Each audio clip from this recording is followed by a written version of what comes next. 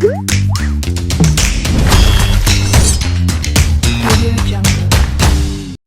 day all, welcome to Varma's Recreation.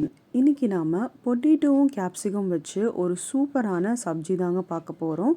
அதை எப்படி செய்கிறது பார்க்கலாம் வாங்க. ஸ்டவ் ஆன் பண்ணிவிட்டு ஒரு பேனில் 2 டேபிள் ஸ்பூன் வேர்க்கடலை, 1 டீஸ்பூன் சோம்பு சேர்த்து நல்லா ட்ரை ரோஸ்ட் பண்ணிக்கலாம்.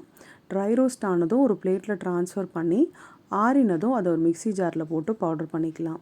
அதே பேனில் 2 டீஸ்பூன் ஆயில் விட்டு 2 மீடியம் சைஸ்டு ஆனியனை நம்ம க்யூபாக கட் பண்ணி எடுத்திருக்கோம், அதையும் வதக்கிடலாம்.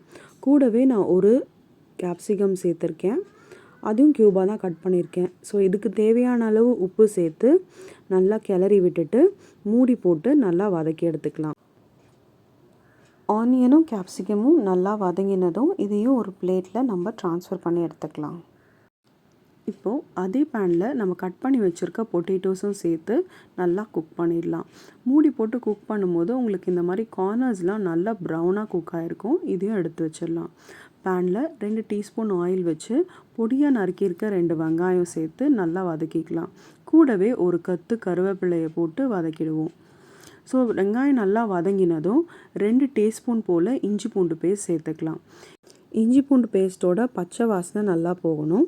அந்த பச்சை வாசனை போனதும் 1 teaspoon garam masala, 1 tablespoon chilli powder, 2 tablespoon தனியா பவுடர், இது தாங்க மசாலா.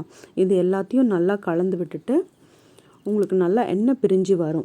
ஸோ நல்லா கலந்து விட்டிங்கன்னா நல்லா வதங்கி இந்த மாதிரி எண்ணெய் பிரிஞ்சு வரும்போது ஒரு 2 மீடியம் சைஸ் தக்காளியை அரைச்சி பியூரே ஆக்கி எடுத்துருக்கோம்.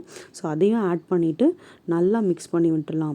இப்போ ஒரு நல்ல திக் கிரேவி வரவங்களுக்கு இந்த தக்காளியோட பச்சை வாசனை எல்லாம் போகணும். கூடவே நம்ம தண்ணி வேணும்னாலும் சேர்த்து நம்ம கொதிக்க விடலாம். இதுக்கு தேவையான அளவு உப்பும் ஆட் பண்ணிவிட்டு கலந்து விட்டுடலாம். அடுத்து நம்ம வறுத்து வச்சுருக்க பொட்டேட்டோவும் நல்லா மிக்ஸ் பண்ணிவிட்டு கூடவே ஆனியன் கேப்சிகம் ரெண்டுமே வதக்கி வச்சுருக்கோம் இல்லையா, அதையும் ஆட் பண்ணி கலந்து விட்டுறலாம். இப்போவே சப்ஜி சூப்பராக யம்மியாக திக்காக இருக்குது பார்க்கவே.